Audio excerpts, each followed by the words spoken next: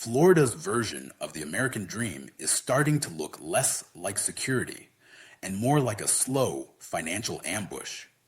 Not because people bought too much house, not because they missed the memo on interest rates, but because the ongoing cost to simply keep a home in Florida is being repriced in real time by insurers, by taxes, by condo boards, and by climate-driven risk models that do not care what you paid in 2021. And here's the part most people still don't understand. A housing market doesn't need a credit bubble to break. It only needs the monthly math to stop working. That's what's happening now. Ownership costs are rising even as prices cool in many pockets. Bloomberg pointed out that Florida's median home price dropped year over year in 2025, while ownership costs, including insurance and condo fees, kept climbing, creating a squeeze that hits regular households first. So this isn't a normal prices go up, prices go down cycle. This is a cost of ownership crisis, and it's how you push working families out of houses they technically own without ever serving them an eviction notice.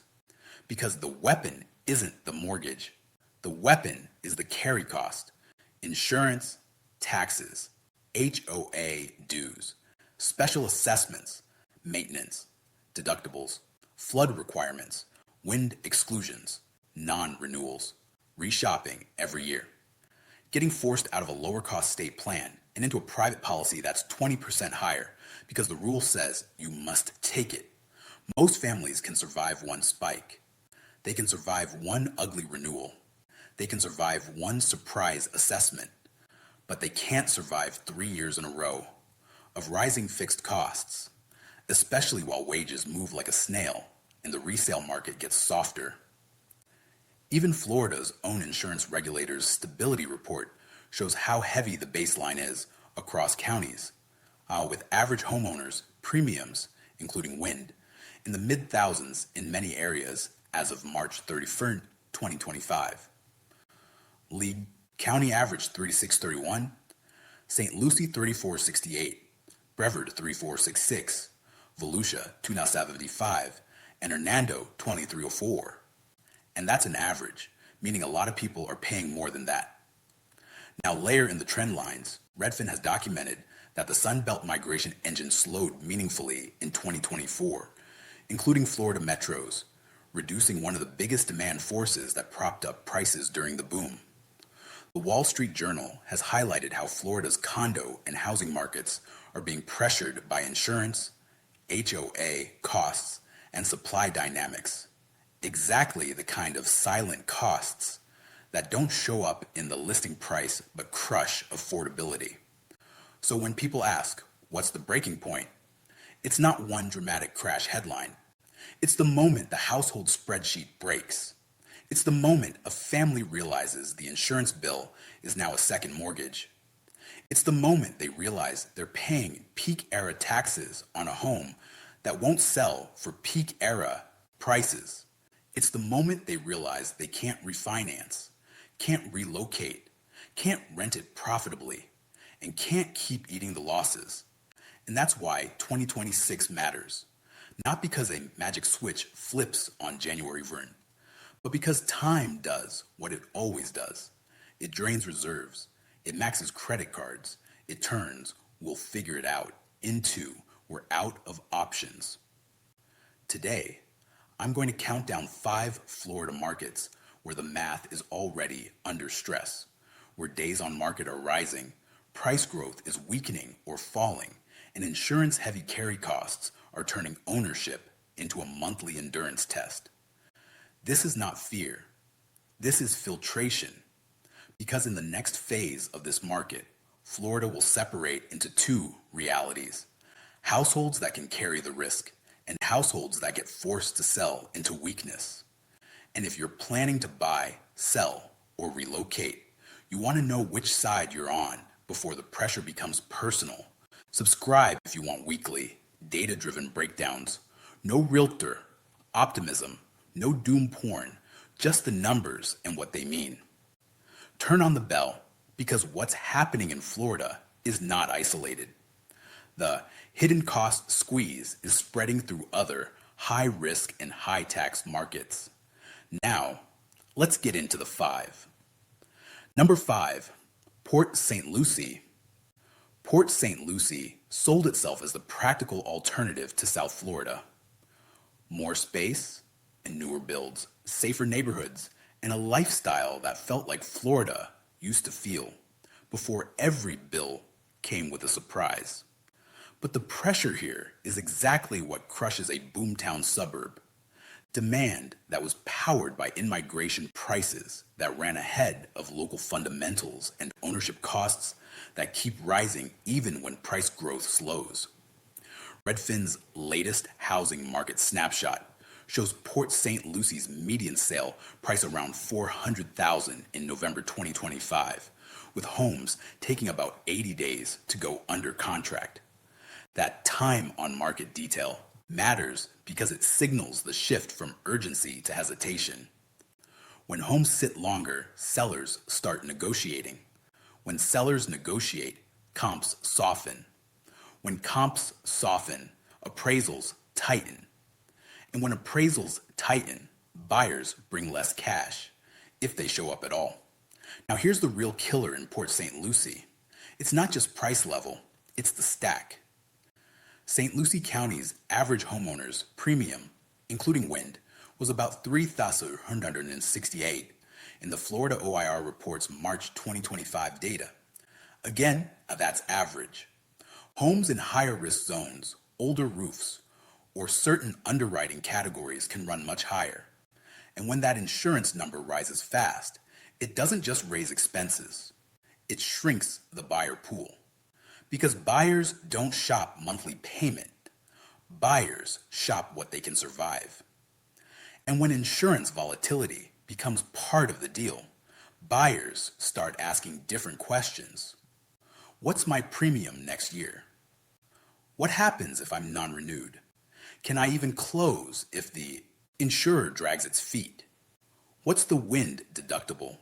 What's excluded? What's the replacement cost requirement? Port St. Lucie isn't a bad city, but it's becoming a tougher ownership equation than people expected, and tough ownership equations lead to price concessions. Number four, Spring Hill. Spring Hill is the kind of place people choose when they want affordability without chaos. It's not trying to be Miami. It's not selling luxury. It's the regular guy Florida market. Families, retirees, commuters. That's exactly why it belongs on this list. Because when a regular guy market stops being affordable, there's nowhere for the demand to hide.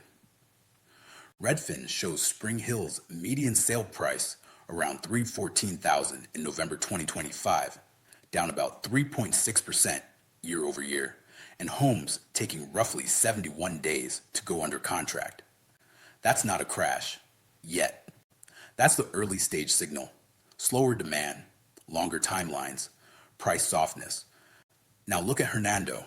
County's average premium, $23,400 including wind as of March 2025. It's lower than some coastal counties, but here's the Spring Hill problem. A large share of the housing stock is older. Older roofs, older plumbing, older electrical, older HVAC, older windows, and insurance underwriting is increasingly unforgiving about age and condition, especially in Florida. The market doesn't care if you maintained it well.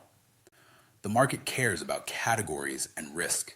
So Spring Hill gets hit by a two-sided squeeze, a buyer pool that's value sensitive, a cost structure that's becoming less forgiving for older homes.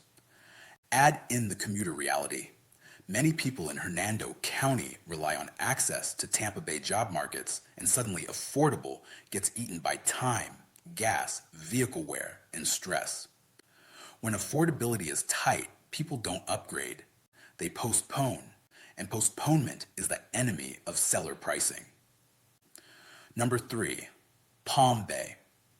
Palm Bay sits in a market a lot of people assumed would be resilient, Space Coast adjacency, aerospace and defense employment nearby, and more room than the coastal strips. But resilience doesn't mean immunity. It means the decline can be slower until it isn't.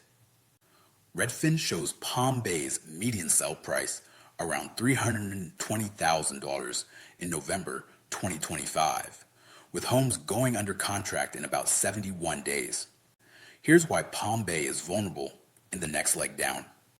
Palm Bay buyers are often families who need the payment to make sense. They're not just investors seeking yield, they're living there. And that means insurance volatility hits harder because there's no corporate balance sheet to cushion it. Brevard County's average homeowners premium in the OIR report was $3,466, including wind, as of March 2025. So if the home is $320K and insurance is a mid-thousands, baseline before property taxes, maintenance, and interest, your monthly payment stops behaving like a normal mortgage payment. It becomes a moving target, and moving targets scare cautious buyers. The other Palm Bay factor is supply psychology. When people feel uncertain, they list just in case. When enough people do that at the same time, inventory builds. When inventory builds, sellers start undercutting each other, and the market starts pricing in fear. This is how stable markets roll over quietly, not with panic, but with weeks of price drops that feel small until you zoom out and realize the whole slope changed. Number 2, Daytona Beach. Daytona has a tourist brand, but brands don't pay mortgages. Tourist cities often hide fragile local economies behind seasonal money. And when ownership costs rise faster than local wages, the local residents get squeezed first. Redfin shows Daytona Beach's median sale price around $327,000 in November 2025, down about 5.4% year over year, with homes taking roughly 71 days to go under contract. That year-over-year decline is not abstract. It's what wipes out down payments. It's what turns a starter home into a financial anchor. It's what traps people who need to move for work or family, but can't sell cleanly. And Volusia County's average premium, including wind, in the OIR report was $2,075 as of March 2025. Again, average. But Daytona's risk isn't just the premium, it's the fragility. Daytona Beach's median household income is around $50,130, 2019, 2023, and 2023 dollars per census. So when price levels drift into the 300Ks and costs keep stacking, you're building a market that depends on non-local buyers staying confident. If the second home buyer hesitates, if the investor hesitates, if the retiree hesitates, local demand can't fully backfill the gap.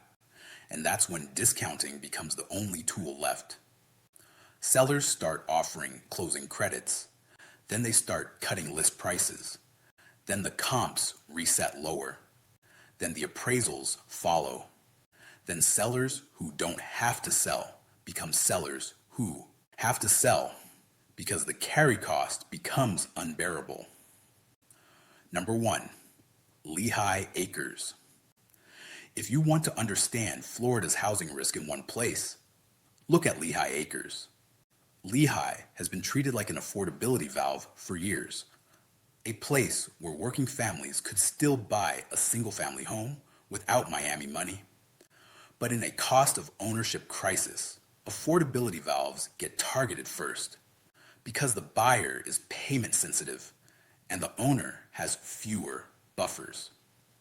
Redfin shows Lehigh Acres median sale price around $310,000 recently, down about 9.36% year over year, with homes taking around 81 days to go under contract. That is a major signal. A near 10% year over year decline is how a market begins to break household balance sheets, especially for people who bought late, put little down, and are now stuck paying higher renewals, higher taxes, and higher maintenance on top of a mortgage that doesn't care what the comps are doing. Lee County's average homeowners premium in the OIR report was $3,631, including wind, as of March 2025, and Lee County is not operating in a vacuum. The area is still shaped by storm memory, risk repricing, underwriting crackdowns, and the broader Southwest Florida inventory story. The Wall Street Journal even singled out Cape Coral, nearby in the same county ecosystem, as a market battered by overbuilding and insurance costs. Here's the brutal truth. When the market is falling and your fixed costs are rising, you don't get a soft landing. You get forced decisions. Because you can't wait it out if the bills are escalating and the asset is drifting lower. This is how working families get removed from homeownership, not by ideology, not by politics, not by a single headline, by math. What 2026 actually looks like. Let's be precise. 2026 doesn't have to mean a statewide crash. Florida is too large and too uneven for that. But 2026 is a plausible pressure year because the long squeeze produces predictable outcomes. People burn through emergency savings. Credit gets used to cover temporary spikes. Renewals hit again. Deferred maintenance becomes unavoidable. Listings rise and weaker markets start competing downward. And once sellers begin competing downward, the market teaches a lesson fast. A house is only worth what someone can afford to carry, not what you paid for it at the peak. Florida's migration engine has already cooled relative to the boom years, which eats into demand, especially in the markets that relied on incoming buyers to justify incoming prices. Meanwhile, the insurance backdrop remains a defining cost driver. Even if some premiums stabilize in pockets, the baseline burden is high and volatility is what spooks buyers most. So here's the takeaway. If you're buying in Florida, your enemy is not the listing price. Your enemy is the ownership stack, and whether that stack is likely to rise, stay stable, or explode. The survival checklist. Use this before you buy. Get real insurance quotes before you make an offer, not estimates, quotes. Ask about roof age, wind mitigation, flood zone, prior claims, and deductibles. Stress test taxes at a higher assessment, not today's bill. If it's a condo, read the reserves, the inspection reports, the special assessment risk, and the master policy changes. Compare days on market and price cuts, not just median price. Don't fall in love with Florida. Fall in love with the math. Because in the next phase, the smartest move isn't always where to invest. Sometimes the smartest investment is knowing exactly where not to. If you made it to the end, you're not looking for hype. You're looking for clarity. Subscribe for weekly breakdowns like this.